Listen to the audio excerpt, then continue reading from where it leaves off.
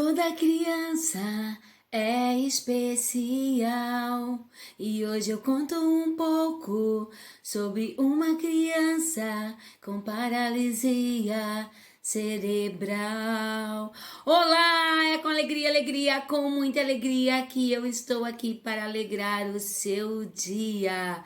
Meu nome é Rosane Azevedo e o meu canal aqui no YouTube Kika Superação. Então curta, compartilhe com os amigos e não se esqueça, se inscreva no meu canal.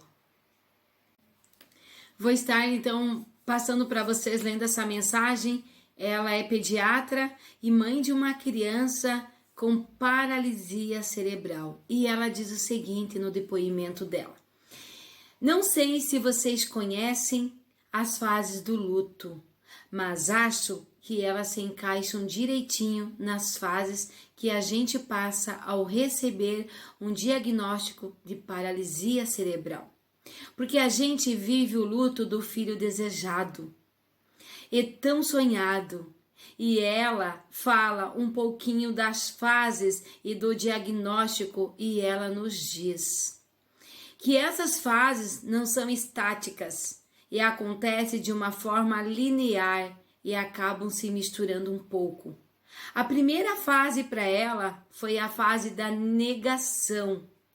E ela diz que a dela durou muito tempo, por ser médica, pediatra. E começou a notar as alterações neurológicas da filha. Mesmo antes de outros médicos falarem, ela, como já era médica, sabia que não era algo leve. E aí veio a negação da família. E foi muito grande. E durou muito tempo. Eles falavam: calma, o tempo passa. Você não precisa ficar preocupada. Ela mexe as perninhas e os bracinhos. E ela vai andar, vai fazer tudo, você verá. O termo paralisia cerebral assusta muito, principalmente dos leigos. É uma criança totalmente dependente que não interage e que não tem chance de evoluir. Muitos médicos, pelo menos no Brasil, eles demoram muito para usar o termo paralisia cerebral. Acho que é devido a todo o preconceito que é e que tem por trás disso. Eles acabam usando mais como cefaleia crônica e não progressiva. E aí os pais leigos acabam não entendendo muito a real situação quando usam esse termo. Situação essa que muitos pensam que por não ser progressiva não vai ter nenhuma piora, mas o que eles não entendem é que a lesão cerebral que não piora, mas a clínica da criança sim. Por isso da importância do diagnóstico ser mais precoce possível, porque os pais, muitos ficam na inércia e aumenta a negação. Muitos acham que é só um atraso no desenvolvimento e que dependente do que eles façam, do esforço deles, a criança vai conseguir chegar no desenvolvimento típico. Então, o diagnóstico precoce é mais importante. Por quê? Porque o engajamento dos pais somados ao afeto é fundamental. O tempo que a criança fica na fisioterapia é tão pequeno comparado com o tempo que vai ficar com os familiares. E os pais precisam entender a importância deles, que às vezes só pegar no colo já vai fazer uma... A segunda fase, ela diz que foi de ter raiva. Ver as outras crianças andando, falando, brincando, vendo as amigas tendo os filhos com nenhuma alteração no parto. Ver mães que não queriam engravidar, pessoas que não se cuidaram durante a gravidez tendo os filhos saudáveis. A comparação foi inevitável. E ela começou a fazer vários questionamentos. Por que comigo? Por que com minha filha? Por que eu não fiz uma cesárea ao invés de optar pelo parto normal? E então acabei ficando com raiva do mundo, raiva de Deus, e principalmente raiva de mim. Acho que nasce uma mãe, nasce uma culpa. A terceira fase foi a fase da negociação. Todo pai, quando recebe um diagnóstico como paralisia cerebral, ele quer um tratamento milagroso, como se fosse uma receita de bolo. Como na paralisia cerebral não existe um remédio específico e nem certezas de nada, a gente começa a fazer uns acordos internos, uma negociação. A primeira negociação foi com Deus. Fiz tudo o que vocês possam imaginar com todas as religiões. Se alguém dissesse, acende velas para tal santo, eu acendia. Coloca flores em tal lugar, eu colocava. E fiz tudo. Aí, eu e o meu marido decidimos fazer outro acordo. Se dedicar ao máximo à nossa filha. E ele pediu licença sem vencimento no trabalho. E eu mantive só um emprego, dando apenas um plantão por semana, e a gente esperava receber em troca o melhor de nossa filha. As terapeutas passando vários deveres de casa. Com o tempo, fomos transformando nossa casa em um verdadeiro consultório. Tentamos fazer o possível, mas aí veio a frustração. Era impossível tudo que nos pediam. A quarta fase foi a depressão. A primeira coisa que falei à psicóloga foi que eu não conseguia imaginar a felicidade em um futuro próximo. Tipo, nunca vou ser feliz. Nunca, jamais. Outra sensação, minha filha tem paralisia cerebral.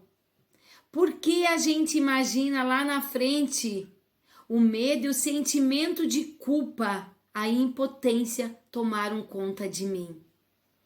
E fiquei sem chão e incertezas pela frente. Eu sentia pena de mim, ela relata, do meu marido e da minha filha, e a rotina era sempre a mesma. E passei muito tempo sem ver a melhoria da minha filha, que ela estava melhorando. Minha filha foi a única da minha família ou amigos próximos a ter essa deficiência. E muitos deles chegaram até mim e falavam: imagino como deve ser difícil, né? Mas não, eles não imaginam. E conseguiam achar identificação com outros pais. Foi muito difícil. Mas comecei a me sentir mais forte quando me encontrava com outros pais na fisioterapia ou nas redes sociais. Foi o que me ajudou muito ver a evolução de outras crianças. Além da depressão, eu passei pelo transtorno do estresse traumático e eu revivia todas as noites mentalmente minha filha no meu colo sem vida. Passei pelo pior pesadelo e vivi por meses assim. Mas com o tempo fui percebendo que tudo depende do nosso ponto de vista. Se a gente quer achar que os dias ficam difíceis, que os dias ficam longos, pesados, a gente precisa notar as pequenas melhorias e tudo fica mais tranquilo e leve e os dias mais alegres. Os movimentos acontecem e com tudo isso não via os pequenos avanços da minha filha e a tão esperada aceitação. E eu amei essa frase de Lão Patrão que diz: aceitar é acolher o que lhe aconteceu, escolher para onde você vai com isso e como. É parar de brigar com a vida e começar a enfrentá-la com respeito.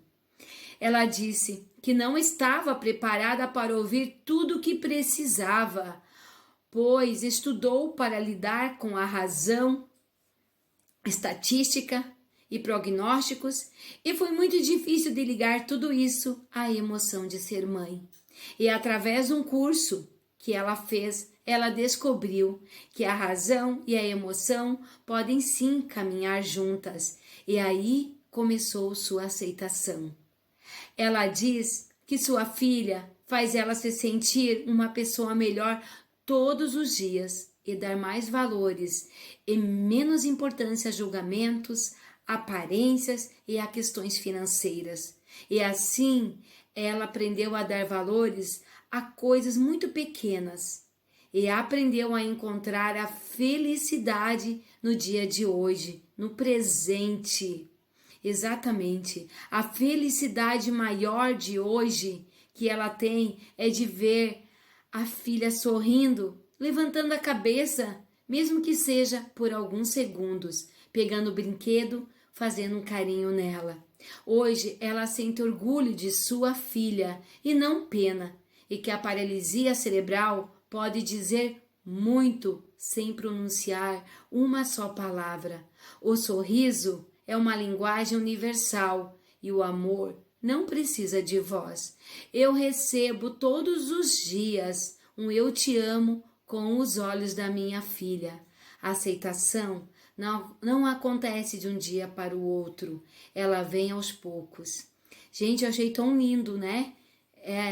Essa declaração de uma mãe que ela conta um pouco do relato do que é ter uma filha com paralisia cerebral, que antes no consultório dela, ela atendia a outros pais, mas não dava assim a menor importância, e ela só soube dar valor quando ela engravidou e nasceu a filha com paralisia cerebral. Ela ainda diz que a aceitação também é sempre um processo e aprendeu que nenhuma tempestade é para sempre.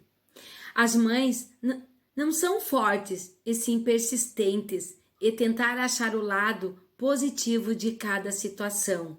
E nem sempre a deficiência é sinônimo de sofrimento, mesmo vivendo num mundo cheio de preconceito e limitações. E o agradecimento maior ela fez aos terapeutas que ajudaram ela em toda essa luta. Então, eu quero deixar aqui para vocês, né, um pouquinho dessa história dela, que eu achei incrível. Beijo no coração de cada um de vocês.